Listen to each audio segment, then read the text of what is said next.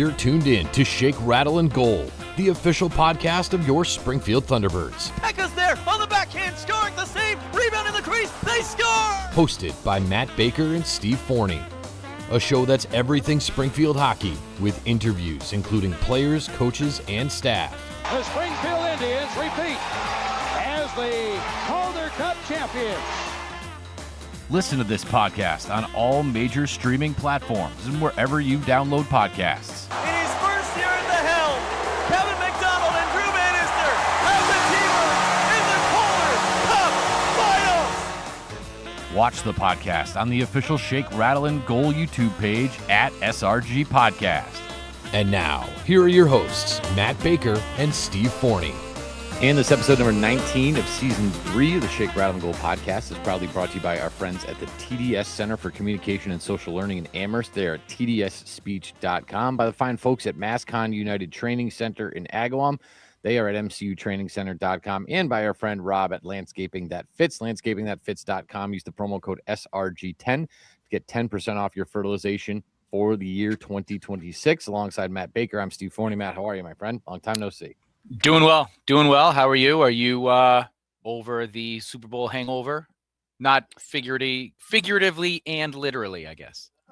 Yeah, well, kind of. We isn't it funny how it has a way of because we're gonna programming note, I'm going on vacation next week, so Matt's gonna do a show with the folks down in St. Louis. The St. Louis Blues Fan Forum podcast. Yeah. And isn't it just like we're falling apart in the house? Like we leave in 4 days and like everybody's coming down with something, and it's just like of course.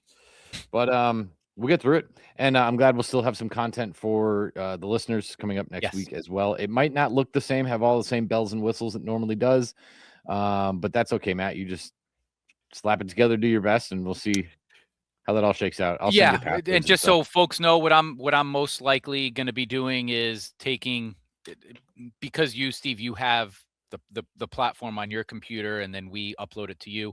I'm just going to be having our friends at the Blues Fan Forum send me the whole episode, and then I'm going to try to do my best to get it up. If for some reason I can't figure it out, right, I will just share onto our social media the link to their podcast. So in our sort of pre-show back and forth, I think it'll be a 50-50 split. We're going to both teams are in the same kind of spot,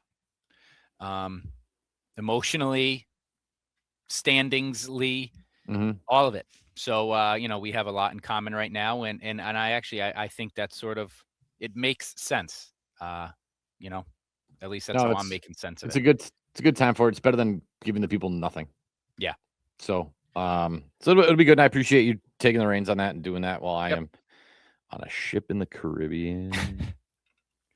But anyway, so we do have a lot to get to. I don't know how much time we're going to take dissecting the games over the last 3, at least, that were just, there's definitely one thing in the Toronto game that needs to be mentioned.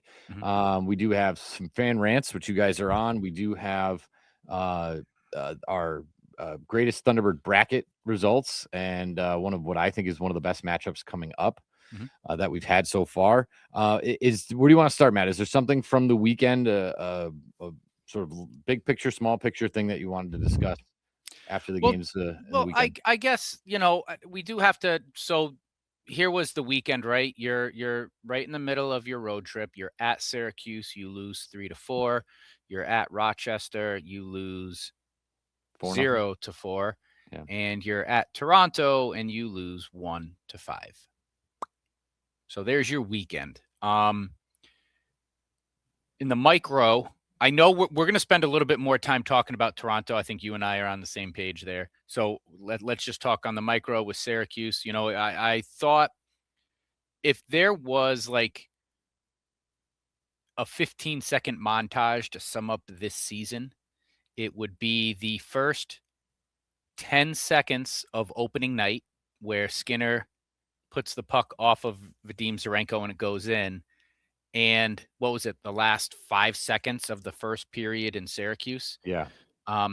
you're playing a good first period and you give up 2 goals in 15 seconds. I actually think that's what it was, right? So like if you had a 30-second montage to sum up this season, this is what it would be. You play a great first period and in my opinion, a good response to the shutout loss in Bridgeport, which was last week. And I'm like, this is what you need. And you're winning. And then there's 20 seconds left in the first period, and you give up 2 goals in that span. The last one with like less than a second left on the clock. That just sort of sums up this team. The lack of, not every game is a playoff game, but so that's my micro on Syracuse. Rochester, I don't know if they're just feeling it. You're the last 2 games heading into the All-Star break, you're on the road. You don't want to be there. You're a bottom team in your division, so it's like, do we really want to be here? I just kind of get that vibe. I will say I still think it's somewhat of a better showing than we saw with the previous head coach. I'm trying to pull it up now, but even and I know the shots on goal tell a part of the story. I've always felt that way. I've always sort of said that, where you can outshoot a team 40-20 and lose 1-0, right? That's what happens to the T-Birds. Or you can be outshot 40-20 and be the Thunderbirds and win 4-3, right? So it tells part of the story. But it's a 5-1 loss in Toronto, but you get outshot 33-30. If there's any sort of, I feel better about it as a fan, you don't feel like they embarrassed themselves. I guess maybe they did. It was 5-1. In the 4-0 game in Rochester, that one was the Springfield of old, getting outshot 42-25. That second period was just gross in Rochester. And then in Syracuse, you outshoot them 30-20. You put up 17 shots in the third period, so I do kind of feel like it got worse as the week went on. That Syracuse game was a game they coulda, shoulda, woulda. They were the better team for 19 minutes and 40 seconds in the first, and they were the dominant team for the entire 20 minutes of the third, but you still lost that game, right? So that's my long-winded micro. My macro, and this is what I want to ask you. We talk about this a lot, like, hey, play Springfield Thunderbirds hockey, right? When you can dictate. But after this week, what does that mean? What is this team's identity? Because I think that and the character of the locker room is the reason we are here right now on February 10th, where we are into the All-Star break, dead last in your division, third worst team in the entire AHL. What is their identity? What is Springfield hockey this season? I don't know. I don't think they have one. And I think that's part of the problem, right? Is that there's not, like, I don't think there was an identity before the coaching change. And now he's trying to create an identity on the fly. All right. Yeah. So he's trying to ski uphill as it starts. And part of that identity is, I think it's harder. It's easier to accept losing. And I think that they're like, losing is a disease. And if you can't find the medicine for it, then you're not going to cure it. And so I don't know what the formula is, but this team has learned how to lose and they've not learned how to win. And that is a big part of the problem. And that, to me, is when you talk about macro identity, I think that they don't know how to win consistently. And I don't know necessarily if it's like accepting. I mean, I'm not just like, they're like, oh, well, lost again. Huh? What's the next city we're going to lose in? I don't think that's their mentality, but the mentality is definitely not winning and having a winning culture. So, I mean, who knows? The culture could be winning. I don't know. But if it's not showing up on the ice, then what good is it? So I don't know what the proper amount of time is to give Steve Ott to figure this out. I do think the All-Star break will be good for everybody to just sort of get away, clear your head, and then come back and refocus and try to, again, try to change that philosophy in your own brain and on the ice. So I just don't think they really have an identity, and I think that they are accepting losses, and I think that's kind of a problem. And I think that's why you see efforts like you did, like you saw. And I mean, again, it's stuff like in Toronto, you had the Cale Kessie fight. You had basically 3 fights right off the back. You had one guy in their team being a dillweed and getting an extra penalty for tackling Wagner. He's got all the momentum, and then first goal of the game goes to Vinny Lettieri, and it's like, yeah, like why? Actually, it was right off the jump. It was a minute. The last fight was at the 15-second mark, and the first goal was at the minute 2 mark. So it was less than a minute before Lettieri scored. So it's like, what? Like, how do you're trying to create your own momentum, and it's still not helping anything. Yeah. So I agree with everything you said, and I didn't ask you that question ahead of time because I wanted to get your on. But honestly, you articulated all of my thoughts. I'll take it one step further. I agree with you. Losing's a disease, and I think winning is habitual as well. To parallel football, the Patriots, they weren't supposed to be as good as they were. And one of the reasons why they had that long stretch of winning in the regular season and got to where they did is because they gained the confidence and that swag that goes along with it. And the margin of victory in professional sports and at any sport in any level, in my opinion, is so small. You can rag on the Thunderbirds right now because they're the bottom team in the division. Oh, they stink. They're this, that, the other. But they don't. The margin of victory is so small in professional sports. It's a crossbar this way. It's a fumble here. It's a pick six here. It's one play. It's one. Do I go for a field goal or do I go for it on 4th and 1? A decision, right? That's the margin of victory in professional sports. And when you accept losing, and I agree with you, maybe it's not that they enjoy losing. It's just that they don't hate it enough to not allow it to happen. To do something about it. Yeah. Right. Like they don't hate it enough. And I think that's where they're at. It's not that they we lost again. Let's celebrate, or let's crack open a Gatorade on the bus ride home. Like they're not celebrating on the road home or the walk back to the locker room, but they don't hate it enough. And I think that's their problem. And talking about Toronto and sort of the Marlies and their goon squad mentality over the last few years, you and I talked about this in our text messaging, where it's like, hey, remember that when Kyle Clifford jumped on Joey Duzak but you think about talking about identities of a team and look at what the Maple Leafs are. They're kind of like that too. So I think the identity of your parent club organically bleeds a bit into your AHL club. And when that's aligned and is a perfect marriage, I think that is what leads to real continued success in the NHL. Toronto, the Maple Leafs have a clear identity. The Marlies know this is how I have to play if I want to get there. So I have to be that identity as well. If I want to get called up, I need to be able to fight. I need to be able to lay a big check. I need to be able to play that style hockey.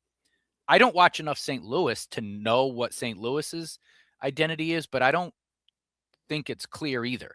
I mean, are they an old veteran team? Are they young? Are they rebuilding? Are they trying to win? Are they going for it? I don't know. And this is what I'm going to be talking to the guys about next week. But if you don't know what St. Louis is, you're sure as heck not going to know what the Thunderbirds are. And so right now that's the poop stew that is the 4-1-3 and the 3-1-4. Yeah. Yeah, and I there have been several occasions where you've texted me a box score from St. Louis where they lose 4-1, they get outshot 40-22.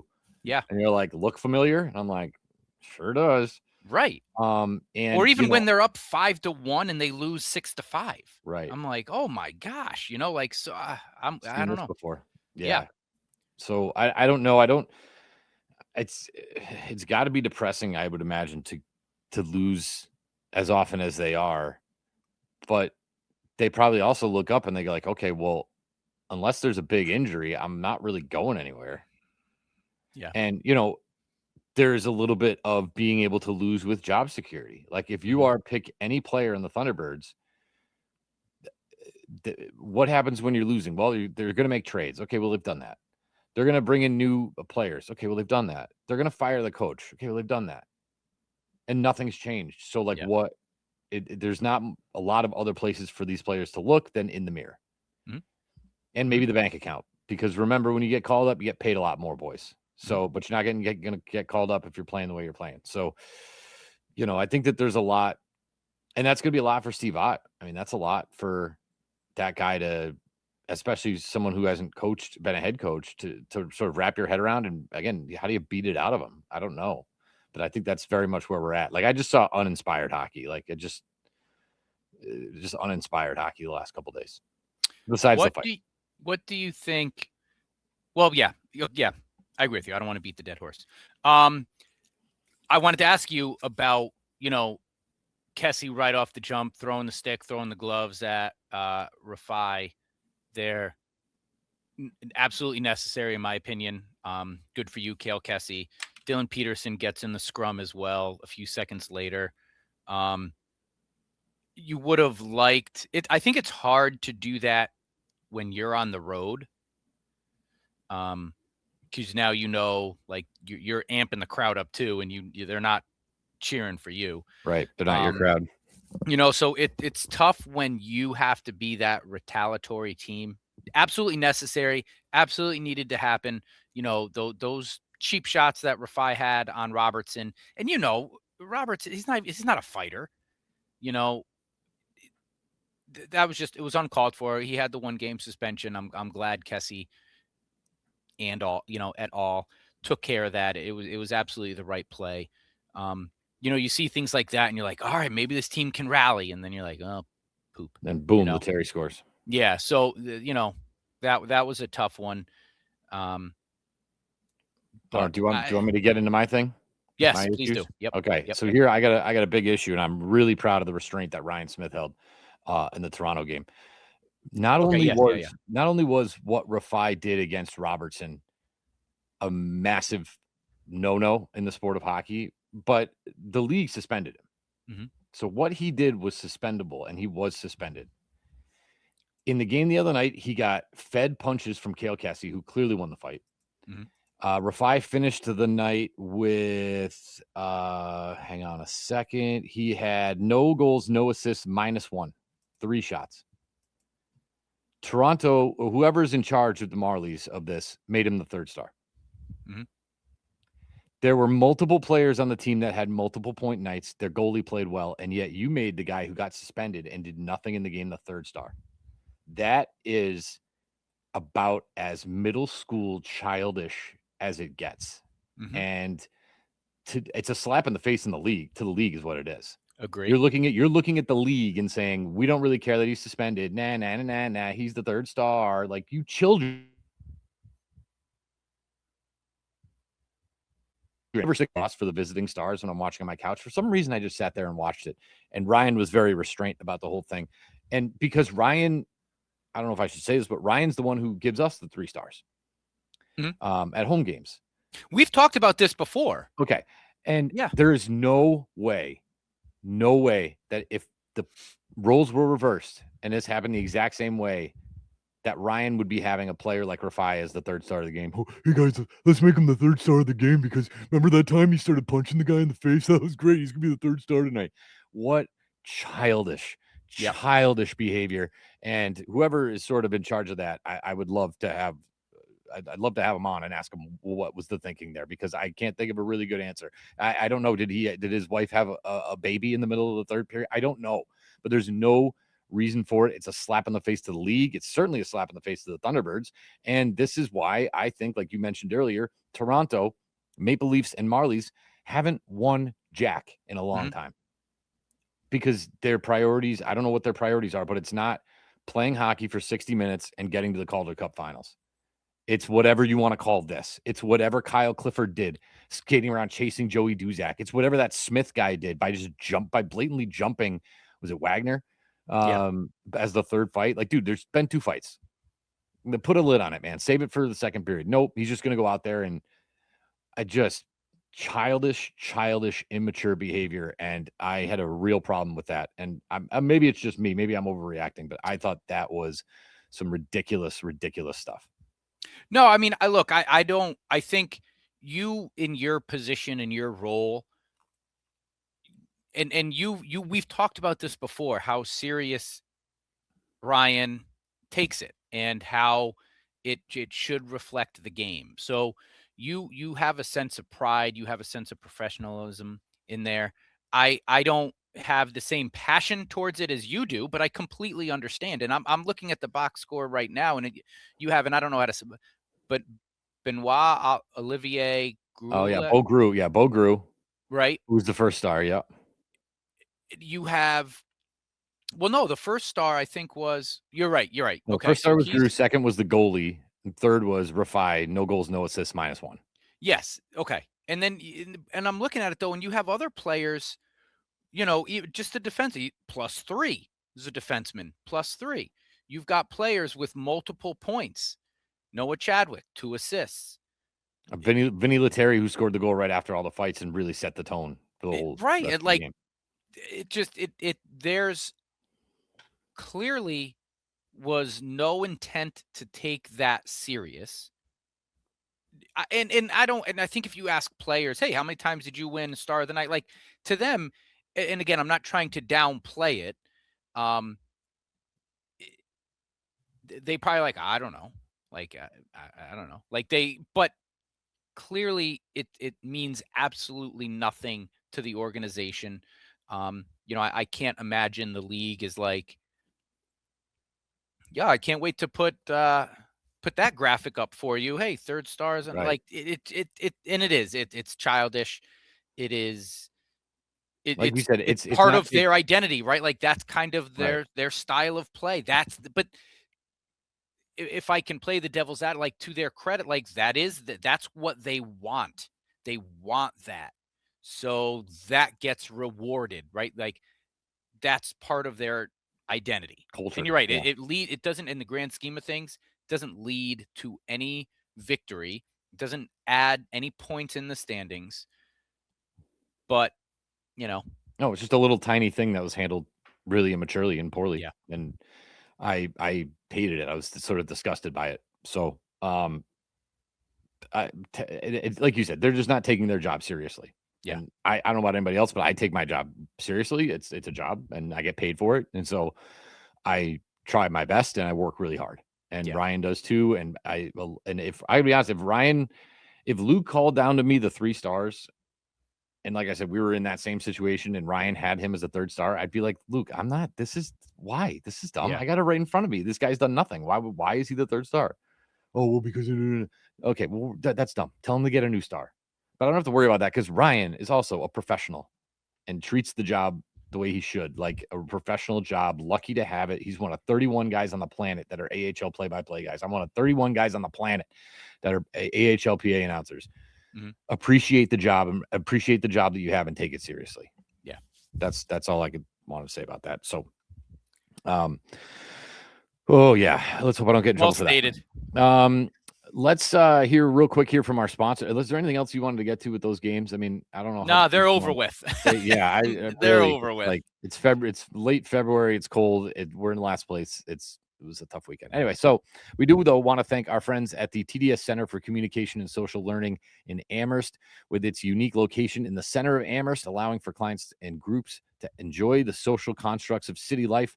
Founder Teresa Dooley-Smith is a leader within the speech and language community, continuing to find innovative ways to meet the needs of all individuals. For more information, you can visit tdsspeech.com. You can also give them a call at 413-835-0735 by the fine folks at the MCU MassCon United Training Center, located in Agawam, right over the bridge from the Big E. It's your one-stop facility for all your training needs, regardless of your talent or skill level. They have room for you to improve your craft and your game. No matter what game it is, training for soccer, lacrosse, baseball, golf, hockey, floor hockey, field hockey, weight training, agility. Great place to have a birthday party. Let the kids go run around, blow off some steam, maybe learn a couple things, learn a little teamwork. A great opportunity there at MCU Training Center. You can give them a call at 413-301-6040 for more information, and you can visit mcutrainingscenter.com. And as always, our fan rants are brought to you by our buddy Rob at Landscaping That Fits, keeping Western Mass lawns green, healthy, and looking their best. I cannot see my lawn, but I'll bet it still looks good underneath all that snow. And right now, you can save 10%. Sorry, reading the last year, the 2025 read, but 10% on your 2026 fertilizing program. And that includes 6 fertilizer treatments, including crabgrass prevention, broadleaf weed control, grub control, insect protection. More than anything, Rob knows when to put that stuff down. That's my thing. I'm like, it's mid-April. What am I supposed to do right now? Am I late? Am I early? I never know. Rob does. He's a pro. So give him a call, 413-847-0338, landscapingthatfits.com. Click get a quote, and then in the top of the page, mention the code word SRG10, and you will get 10% off of your entire fertilization treatment for the year 2026, which is pretty remarkable and definitely worth it. So give Rob a call for sure. Absolutely. All right, we going fan rants? Yeah. Well, or do you want to do the bracket real quick? Let's do the bracket. Sure. All right, bracket. Your winner is Tommy Cross. This week's winner, Tommy Cross. Congratulations. He moves on to the semifinals. So we have 3 of our 4 semifinals set. Matthew Pekka, Hugh McGing over in the offensive, the forward side, and Tommy Cross on the defensive goalie side. Our last matchup in the quarterfinals is Joel Hofer and Colton Ellis. Wow. This is a great one. Absolutely fantastic goalie matchup. This is who I hope when we made our bracket, I hope it would come down to these two. I wish we had a little bit longer time to see Colton Ellis, with just one full, 1.25, 1.5 season worth is, compared to Joel Hofer's stay. But if you, looking at numbers and looking what the team was able to do with Colton Ellis, I think this is just a great matchup.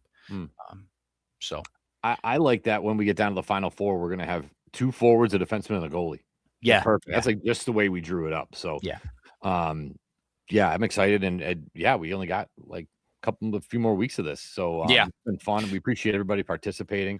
But that's going to be, I think, one of my favorites on paper are those two, the 2 goalies. Yeah. What I like about it, the similarities and differences, right? They're both St. Louis draft picks. They were both high St. Louis draft picks and prospects.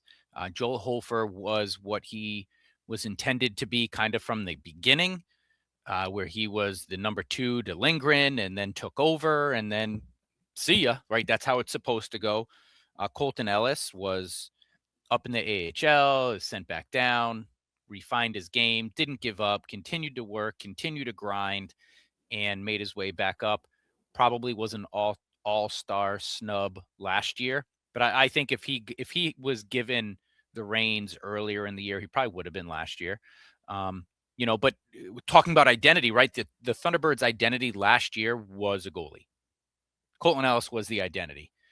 Solid goaltending and timely offense and physicality was them last year, right? So, great matchup. I think both players were very friendly and nice to the fan base. I have had conversations with both of them, always smiling. Colton Ellis was in the setting that I was able to have a conversation with him. It was a little bit more open, free, friendly, not as time pressure as when I met Hofer, but both are grateful and understand the fan base and so great guys, great goalies.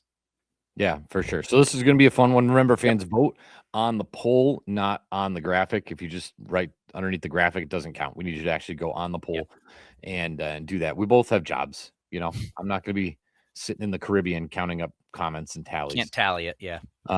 So yes, please. You guys should know by now how to do it. So thank you again for your input, your communication. If you want to tell us why you voted the way you did, it'd be great.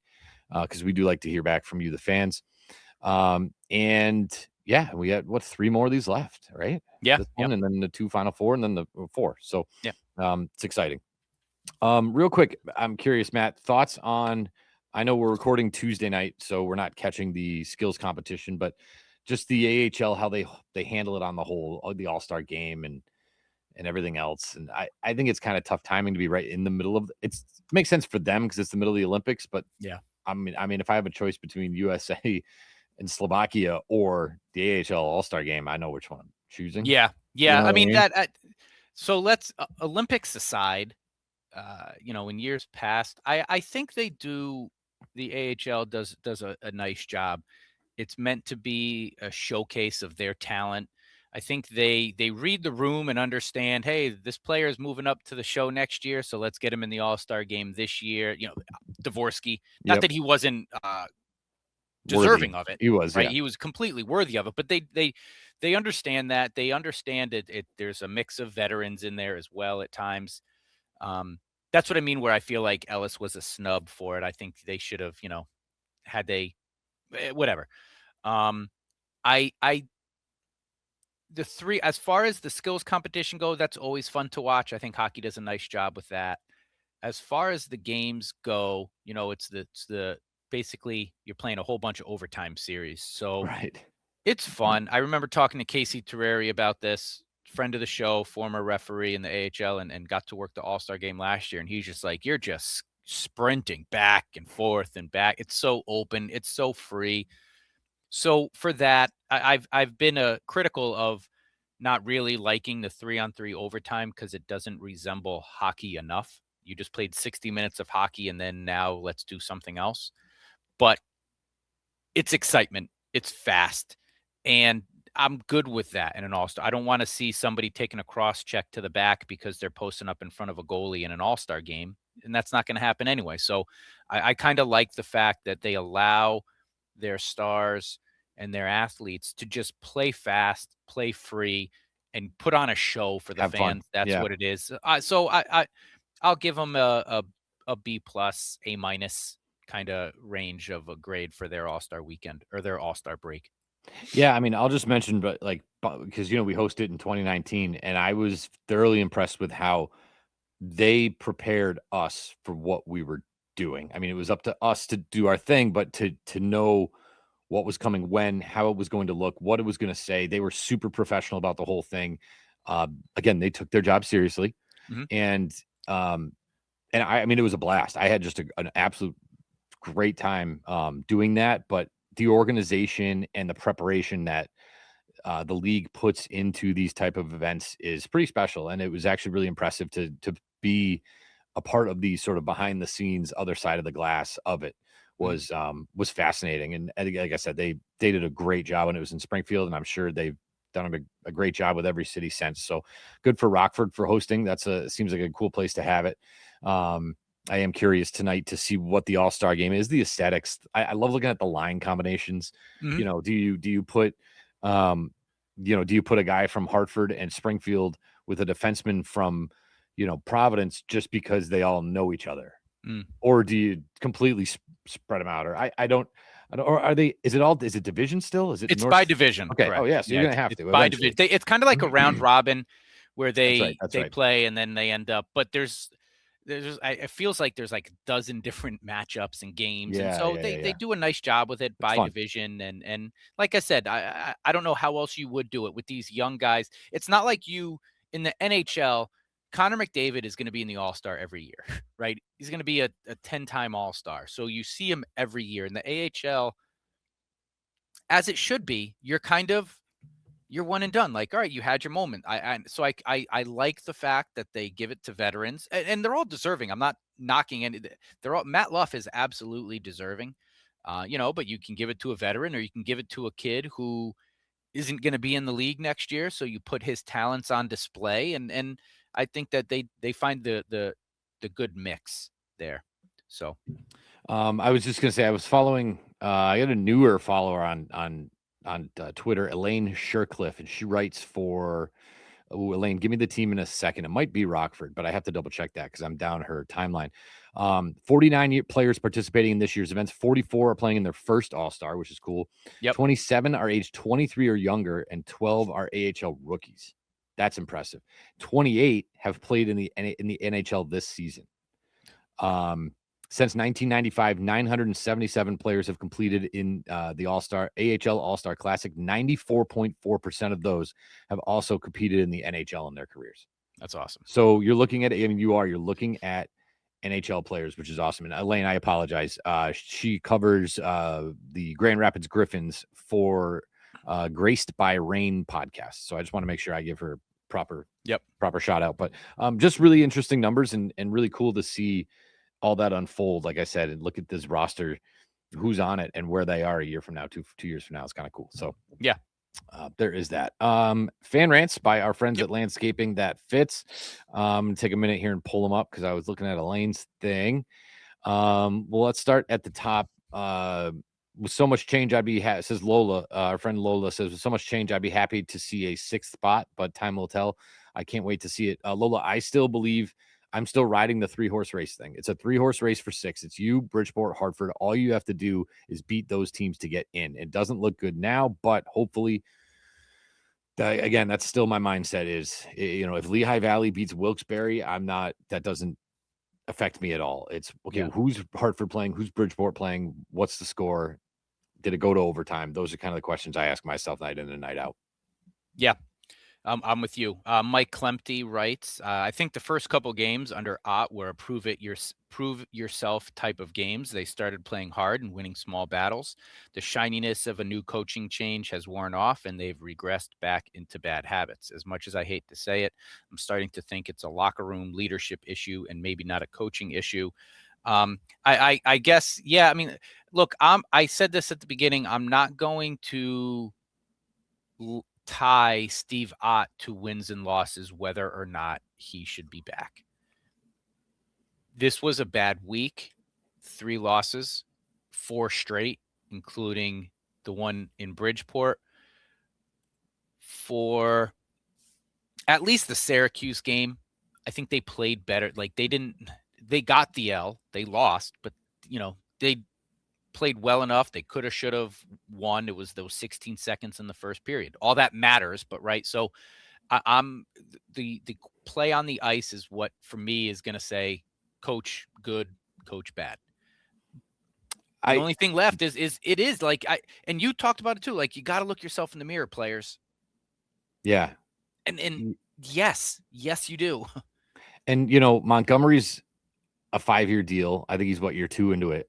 Yeah. And you don't make this move, you can't seesaw your coaches up and down from the NHL to the AHL. So you've invested in Ott. So he's not going anywhere. I just think it's hard to, again, when you have bad habits and you lose as much as you do, to flip that switch is not something that can happen overnight. And I can't really think of a good analogy.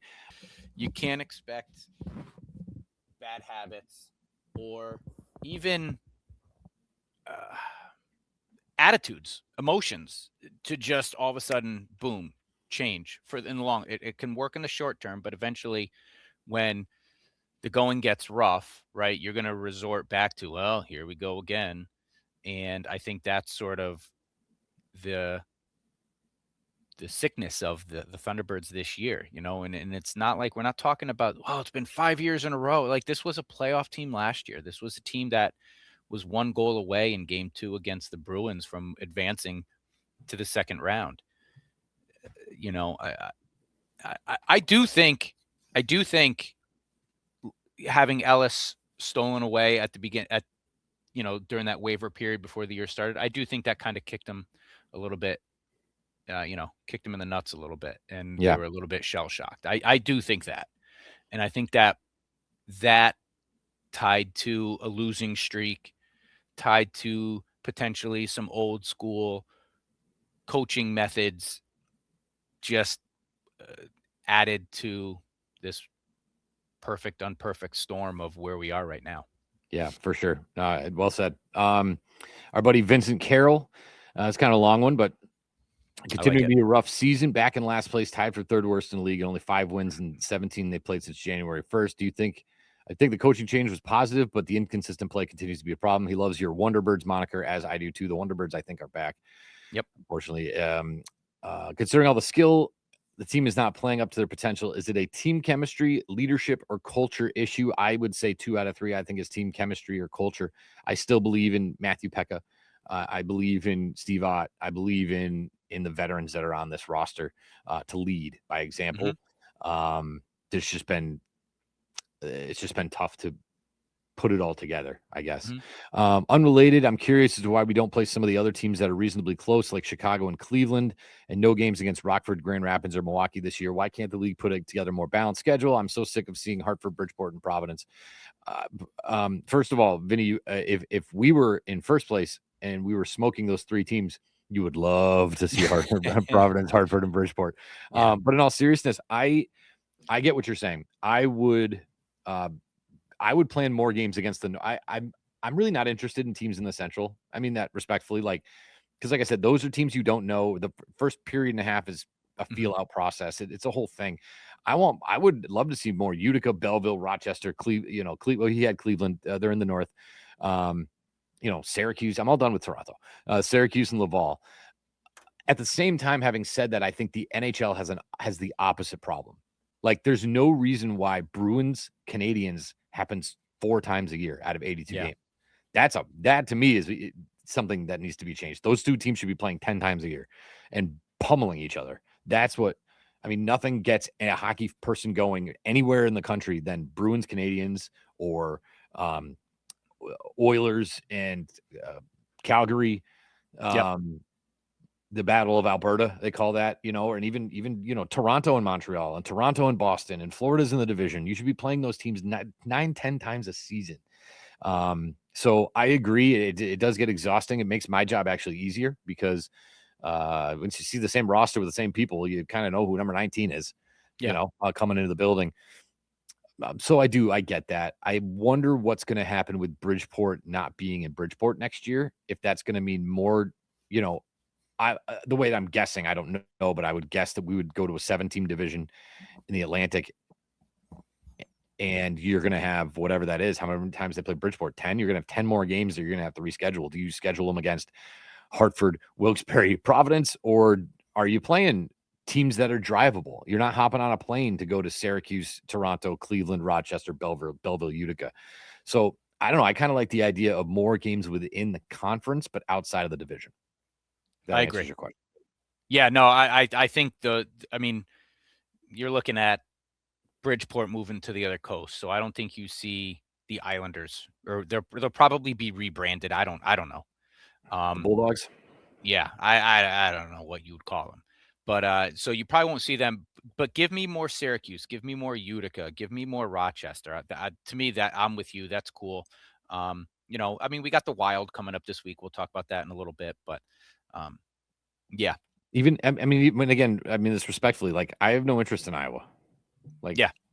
Other than they stink, and those are 2 winnable games. It's the Iowa Wild. Like, I'm just not. It doesn't blow my hair back. So yeah, I don't know. We do have a few comments, Jason and Steven and a few others talking about the All-Star break coming at a perfect time. I do agree with you. And I think, to me, I think this is huge for Steve Ott. Guys, reset. I've been here now 2 weeks, 2.5 weeks. Let's reset. Let's see what the second half of our season can bring. And you claw, you scratch. There, we know there's talent on the team. You just got to put it all together, and you have to change. I think to talk sort of about Vin's first sort of question, team chemistry, leadership, or culture. I think it is team chemistry, and I think that coincides with culture. I don't think, although putting them all together, maybe I don't have a problem with Matthew Pekka as the captain. I think he's a good captain. He leads by example. He always plays hard. Maybe it's just not the right type of leadership. So like they all kind of overlap given the team chemistry, given the culture, given the roster makeup, how it's built, a team without an identity. Like if you had maybe a stronger identity, Matthew Pekka's quiet leadership, and I do not mean that at all in a disrespectful way. I think that's what he calls himself. Sort of, I show up on time, I'm early, I get to work, I work hard, I put the time in the weight room, and like that is what you want your leader to do. He wants to show these kids what it means to be a professional. I love all that. Maybe you need a louder, barkier type of captain. Maybe like, in St. Louis, you got Braden Shen, who's gonna drop the gloves and gonna fight. Not saying that's what Matthew Pekka needs to do, but so maybe, Vin, it's a little bit of all of it where that, and that's team chemistry, that's culture. I don't know. But I don't have a problem with, I like Matthew Pekka. Give me Matthew Pekka next year. I'm good with it. Like I have no problem. I think he plays hard. He gives it, and it's congratulations to Matthew Pekka and his wife and his family for expecting their second child as well. I think I haven't heard any news yet, but I know he missed the Toronto Marlies game because he went home early to spend some time with his wife. So congratulations to the Pekka family on baby number 2. Just real quick on that leadership thing. I don't even necessarily think it's the captain. Sometimes it's guys like you lose a Mackenzie McEachern. Yeah. Who's got a letter, but it's not the C. And maybe we're looking for a little bit more on the leadership side from Wagner, who I think more than is a leader on the ice. Correct. Hitting and scoring and leading by example. I don't know. It's just like, I don't know. I don't know him in the locker room. I don't know him at practice. I don't know him on the bench. Right. So, it might not even just be him. Maybe somebody else can step in. So that's, sometimes it's not just the C, it can be the A's and others as well. Agreed. Nick Fazio, draft, trade, and sign more grit. That might not be fully fixable within this season. He thinks the main theme across the entirety of this season is, as a team, the T-Birds might not have a lot of skill up front, but they are way too easy to play against most nights as a unit. T-Birds go shorthanded one of the least amount of times in the league, similar to the Blues. I think being one of the least penalized teams is just as bad, if not worse, than being the most penalized in the league. It's interesting. I think this might be an organizational theme and player selection because the Blues and T-Birds both have this in common this season. Not advocating for taking bad penalties, but just to take them. Not advocating to take bad penalties just to take them, but I think some of that is organic when your physicality increases and you'll get closer to the middle of the league. So that's an interesting point. It's not a bad point at all. I almost wish I kind of read through that one a little bit because that says a lot of the things we've been talking about too. If you're not playing physical, you're not taking penalties, that can be a good thing, but then it leads you to be a team without any sort of physical identity. Like I said, there's nobody really getting those greasy goals this year. They've all, if you think about it, like a lot of their goals have been pretty goals. Skill goals, right? Not those greasy, grimy ones that we talk about often. I want to see more attitude near the crease. Like, don't shy away from that. This team shies away from those. They retaliate, but they're not the instigate. Again, I don't want a goon squad team. I have no interest in watching that style of hockey, but give me just a little bit more attitude, a little bit more grit. I'm with you, Nick. And we'll see what happens. I mean, if the long-term goal, if a 2-year from now plan is Steve Ott in Springfield, maybe up to St. Louis in 3 to 4 or 5 years, how do they draft differently? Do they make different trades? Do they trade away all their veterans in St. Louis for those exact guys that you're talking about? I don't know. We'll see. Well, and just even in the near future, Justin Carbonneau at forward, Yeah. Lucas Fisher on the back end. I don't think either of those guys are necessarily physical, but they are extraordinary talents. Yeah. So we'll kind of see how that all shakes out. So, real quick, Katrina was talking about there was a Donnybrook in the Wolfpack Providence game the other day. Just real quick, just thoughts on hockey and the sport in general right now. I know the NHL is trying to tone it down. And the AHL of sort of following suit, but I do feel like between the goalie, there was a goalie fight in the Boston game, and then there was like another goalie fight before that. Yeah. It's been kind of a wild start to 2026 in the fighting department. I'm just wondering if you had any thoughts on it. Yeah, no, I mean, I don't mind it. Sometimes I'm good without the goalie fights. Neither one of them are good at it. They have too much equipment on, and They get hurt. I don't want. It's like the quarterback in football. Like I don't want to see a team have to go to their backup guy because of a stupid hockey fight injury. So I'm good without the goalie fights. Too much equipment on. They're not good at it, and they just seem too staged. Not staged. Like they happen. The one with Boston, they were. I think it was against Tampa Bay, right? And Yeah. Swayman, yeah. So I could do without the goalie fights. Give me a goalie goal. I'm cool with that. I tend to like the fights that are not, and I know they happen. We talked about it the other day, Peterson and against Bridgeport, and I don't remember who the player was. Hey man, I got to spark my team. Can you give me 5?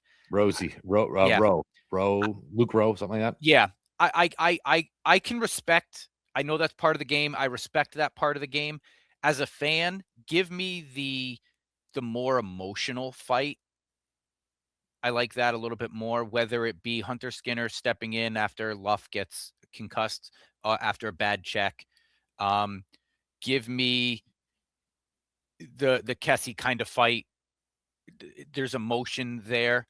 I'm cool with that as many times as you need to. After a real gritty physical game, you're halfway through it and it's just getting chippier and chippier and chippier. Casey talked about this. Like, I'm good with an emotional fight to kind of, all right, we're done now. Let's play hockey. I'm good with that.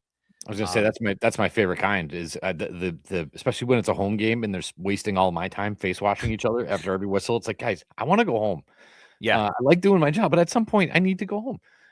And so I like the ones where again you have the tension, you can feel it in the building, and it builds and builds and builds, and then finally two guys just are like, you know what, let's just end the whole thing, right? Yeah, and then they bout at center ice, the place goes bananas, and then we can all go back to playing hockey. That's sort of my favorite there. So thank you all for your fan rants. We really appreciate the content. We appreciate you guys just being a part of the show. Like it's nice to have you here, a part of the show. And I don't know how much of the future schedule you want to talk about with the All-Star break, but I do know we have Iowa coming up on the schedule here, and the next 2 games, home games, I'm going to miss anyway. So, but yeah, I'll need a second to pull it up. Well, here's what they've got, coming back from the All-Star break, Friday, Saturday, back to back in Iowa. The 2 games that look, I mean, if you're looking for winnable games, this is them. They're winnable games. I don't, can I call them gotta have it games when both teams are in the bottom of their division? Every point helps. I think I can. Gotta have it games, these are the Iowa Wild, 31 points on the season. Here you are, Springfield sitting at 38. So I know last year I think you won 3 out of 4 against the Wild, or maybe it was a clean sweep. I don't know, but anyway, these are gotta have it wins. You come back home the following week, and you've got the Penguins, Bridgeport, and Providence. So it doesn't get easier. But you pull these 2 off in Iowa. A tough one Wednesday against the Penguins, and then you've got Friday, Saturday at home against Bridgeport and the Bruins. We got to win games. You got to start winning them now. If you don't win them now, Yeah, especially because Saturday's Isotopes night against Providence, and we do well in Undefeated as Jersey. an Isotope. Yeah. Yeah. Undefeated. So if you can knock off Iowa a couple times, build a little momentum, show us something against Wilkes-Barre, and then take care of business of what would be a massive game against the 6th place Bridgeport Islanders. Get yourself some momentum heading into the Isotopes night against Providence. Like let's build something. Let's create something. Let's show some progression, because I think that would really set them up well for the Providence game, the Isotopes night. So that's kind of what I'm hoping for, is some momentum to be built here. I'm not saying you got to rattle off 5 in a row wins, but show me something. Yep. Show me something. So yeah. Yep. So yeah, I mean, I don't know. Thanks to all the people out there who are listening. Thanks to our friends at TDS Center for Communication and Social Learning. Again, they're at tdsspeech.com by the MassCon United Training Center in Agawam, right over the bridge from the Big E. It is the mcutrainingcenter.com. And by our friends at Landscaping That Fits, use the promo code SRG10 at landscapingthatfits.com. We really appreciate those guys being involved in the show. Yes, thank you to our sponsors. Thank you to the fans, the likes, the subscribes. Share the show with a friend. Listen with a friend. Vote on our socials. Joel Hofer versus Colton Ellis. This is our final quarterfinals matchup. Stay tuned for next episode. Will be me with the Blues Fan Forum podcast and those guys up there in St. Louis. 2 in Iowa. Come on, T-Birds. Let's go, T-Birds.